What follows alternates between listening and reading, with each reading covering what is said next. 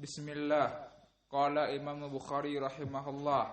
Haddatsana Qabisah, haddatsana Sufyan an Ibnu Jurayj an Sulaiman an Tawus an Ibnu Abbas radhiyallahu anhuma qala kana Nabi sallallahu alaihi wasallam yad'u minal lail Allahumma lakal hamdu anta rabbus samawati wal ard lakal hamdu anta qayyimus samawati wal ard wa ma fihin lakal hamdu anta nurus samawati wal ard au qaulukal haqq wa wa'dukal haqq wa liqaukal haqq wal jannatul haqq wan nar haqqun was sa'atu haqqun Allahumma laka aslamtu wa bika amantu wa 'alaika tawakkaltu wa ilaika nabtu wa bika khasamtu wa ilaika tawakkaltu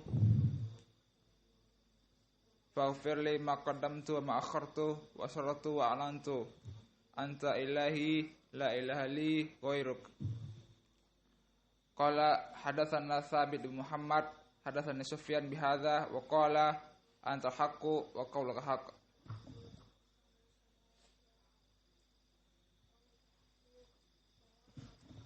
قال الإمام البخاري رحمه الله تعالى حدثنا قبيصة حدثنا سفيان عن ابن جريج عن سليمان عن طاووس عن ابن عباس رضي الله عنهما قال كان النبي صلى الله عليه وسلم يدعو من الليل اللهم لك الحمد أنت رب السماوات والأرض لك الحمد أنت قيم السماوات والأرض ومن فيهن لك الحمد أنت نور السماوات والأرض وقولك الحق ووعدك الحق ولقاؤك الحق والجنة حق والنار حق والساعة حق اللهم لك أسلمت وبك آمنت وعليك توكلت وإليك أنبت وبك خاصمت وإليك حاكمت فاغفر لي ما قدمت وما أخرت وأسررت وأعلنت أنت إلهي لا إله لي غيرك. حدثنا ثابت بن محمد حدثنا سفيان بهذا وقال أنت الحق وقولك الحق.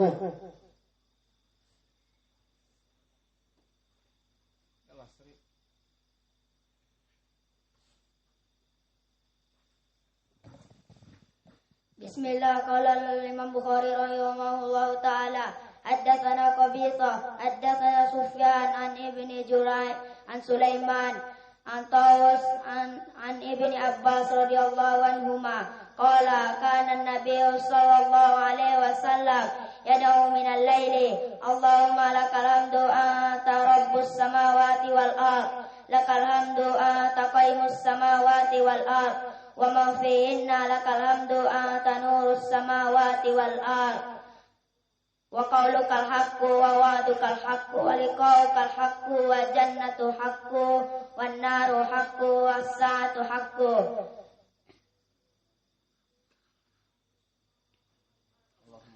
Allahumma lakal hamdu Allahumma laka aslamtu wa bika amantu wa bika khasamtu wa alayka tawakkaltu wa ilayka anabtu wa bika khasamtu wa ilayka hakamtu faghfir li ma qaddamtu wa akhartu wa asrartu wa alantu anta ilahi ghairuka. Haddatsana Tsabit bin Muhammadin haddatsana Sufyan haddatsana Sufyan bihadza wa qala anta haqqu wa qaulukal haqqu. Dengan kelompok ahlul bid'ah. Maka perkara seperti ini banyak diselisihi di zaman sekarang, terutama mereka dari ustadz-ustadz yang sudah dianggap mufti-mufti di Al-Irsyad, dari dai-dai raja. Maka di saat ditantang oleh Aswaja untuk berjidal, cara cepat mengalahkan hujah Wahabi dan sebagainya, akhirnya mereka mau diajak jidal. Akhirnya di depan umum mereka dipermalukan dan jatuh, meskipun mereka hafal Al-Quran dan lulusan dari Madinah dan sebagainya, namun karena menyelisihi permasalahan dilarang untuk berjidal dengan kelompok ahlul bid'ah, maka akhirnya tersungkur pula. Maka manhaj Ahlussunnah wal Jamaah tidak menerima jidal dari kelompok ahlul bid'ah. Kenapa? Karena kelompok ahlul bid'ah bingung. Dalam kebingungan pendalilan mereka dan kesesatannya, ingin mencari pembenaran, mengajak jidal kepada kelompok ahli sunnah, imam ahli sunnah, untuk poinnya menjadi sama-sama bingung seperti dirinya. Maka seperti orang-orang yang bingung tentang di mana Allah, katanya saya ingin berjidal dengan kelompok ahli sunnah. Akhirnya kelompok ahli sunnah ini mau. Akhirnya dibolak-balikkan dengan definisi makna istawa, dengan pendapat-pendapat yang dia pelajari dari ilmu filsafat dan ilmu mantik tentang permasalahan kelaziman makna istawa dan kelaziman makna lughah. Akhirnya diputarbalikkan dan dipersaksikan di YouTube. Banyak yang melihat, akhirnya banyak yang mengikuti ucapan orang-orang yang sesat dan salah ini. Kenapa? Karena dibuka perkara jidal dengan mereka. Maka manhaj Ahlussunnah wal Jamaah tidak berjidal dengan mereka. Karena mereka bingung atas akidah dan manhajnya, ingin membingungkan kita.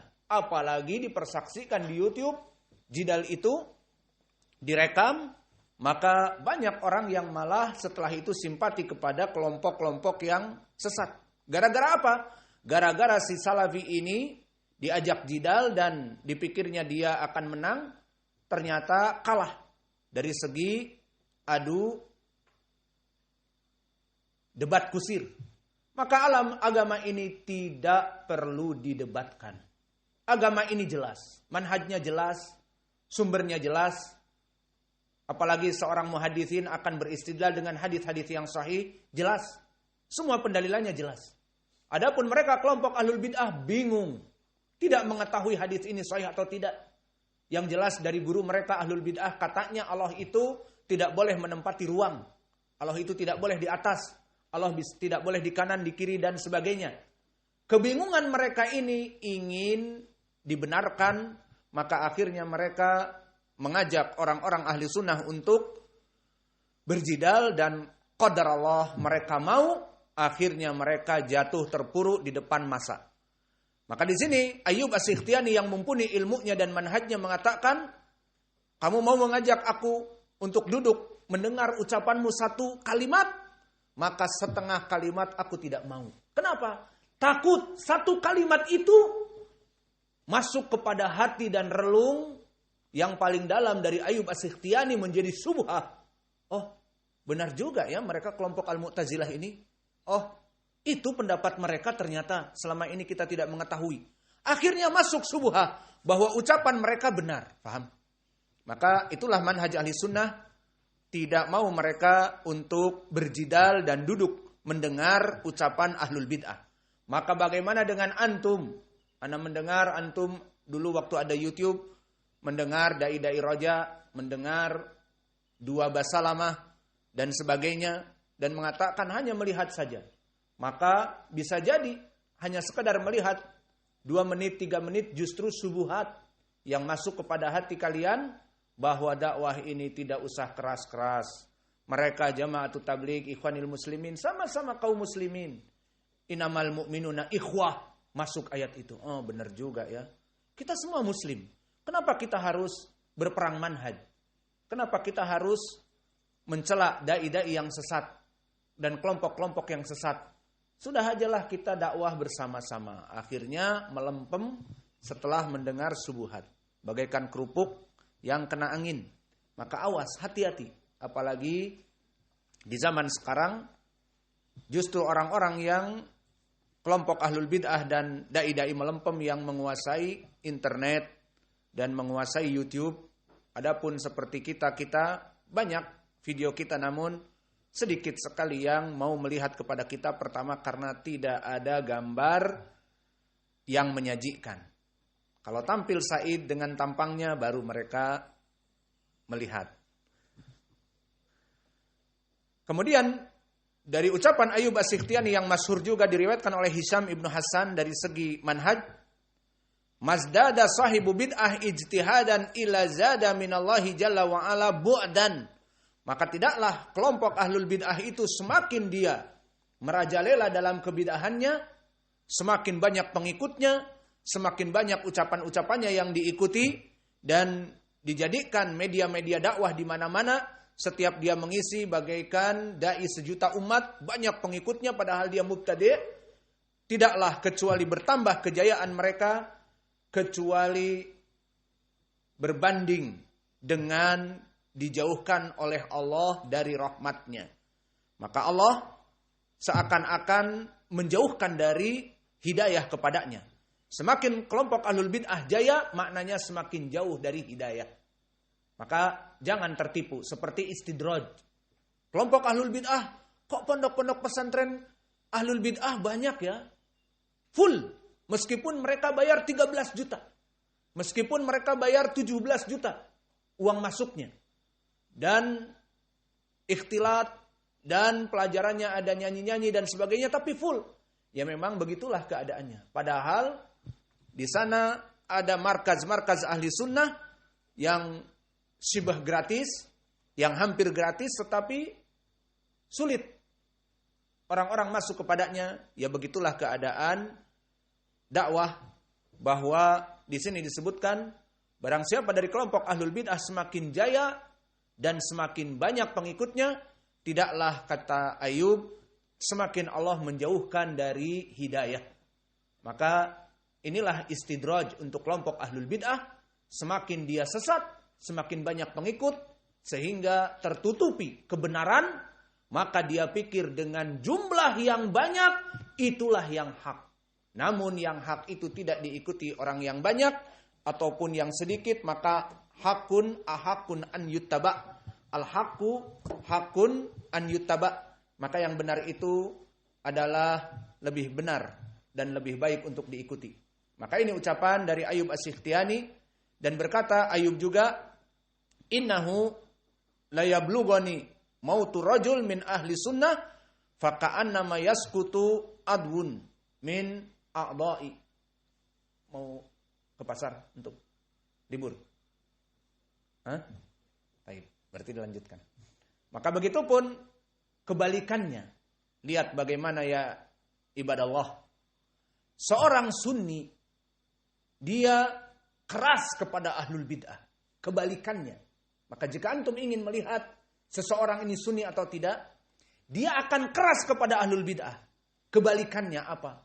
Dia sangat cinta kepada ulama ahli sunnah. Ini kaidah. Jika seorang ahli sunnah yang kuat manhajnya, keras kepada kelompok ahlul bid'ah, keras kepada dai-dai melempem, kemudian dia akan sangat cinta kepada ulama-ulama dan sahabat-sahabat dakwahnya dari ahli sunnah. Seperti itu keadaannya. Dan begitupun Ayub As-Sikhtiyani.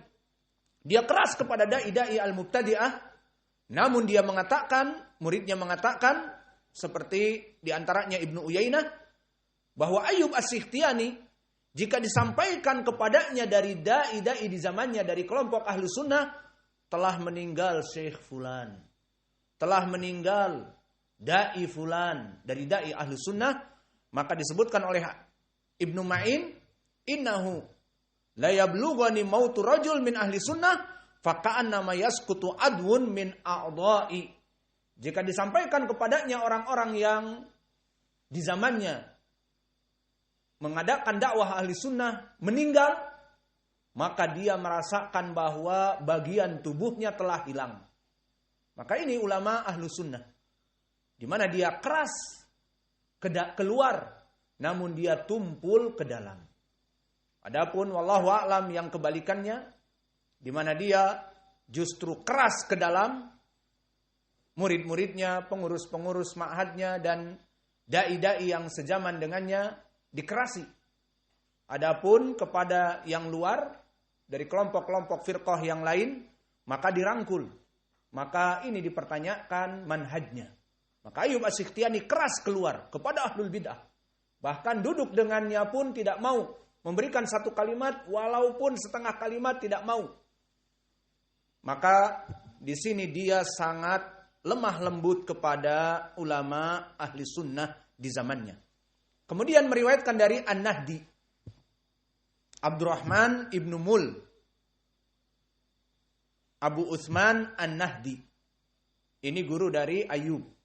Dan Abu Utsman An-Nahdi, Abdurrahman ibnu Mul, maka dia adalah seorang rawi yang mukhadram min kibar ats-tsaniyah, dan dia adalah rawi imam yang abid ahlil ibadah. Lihat bagaimana para ulama terdahulu ahlul ilm dan ahlil ibadah. Maka mukhadram ini adalah tabaqah yang kedua, yang mana mukhadram apa ya Hudzaifah? Mukhadram wa ma'adalik ma'ada.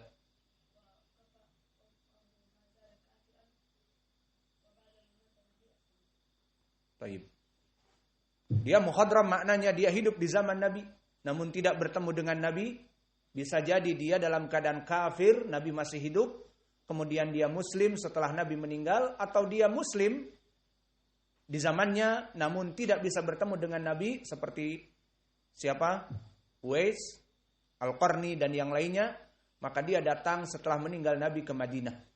Maka di sini dinamakan mukhadram. Bisa jadi dia hidup di zaman Nabi. Nabi hidup, dia pun hidup di negeri yang lain. Atau di Madinah namun masih kafir. Atau di Mekah belum masuk kepada Islam. Masuk Islam setelah meninggalnya Nabi. Dinamakan mukhadram. Sehingga hukumnya apa? Bukan sahabi. Maka dia rawi yang thiqah di tabaqah yang kedua. Maka dia sezaman dengan Qais ibnu Abi Hazim dan juga sezaman dengan Masruq, muridnya Aisyah.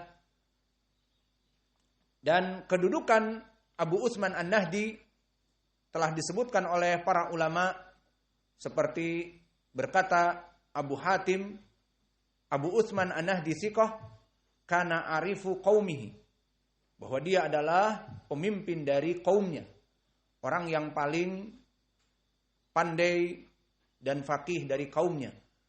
Su'ila Abu Zur'ah, dari Abi Utsman An-Nahdi dikatakan Basri thiqah.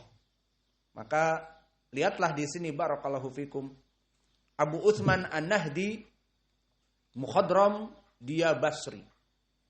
Dan begitupun Ayub As-Sikhtiyani, imam muhaddis, dan dia adalah dari mana? Dari Basrah juga, Al-Basri. Kemudian muridnya Hamad ibnu Zaid Al-Basri. Kemudian muridnya lagi Sulaiman ibnu Harb Al-Basri. Maka di pelajaran yang lalu di Mustalah Hadis Syarah Baiquniyah, kita telah masuk kepada definisi musalsal. Musalsalun qul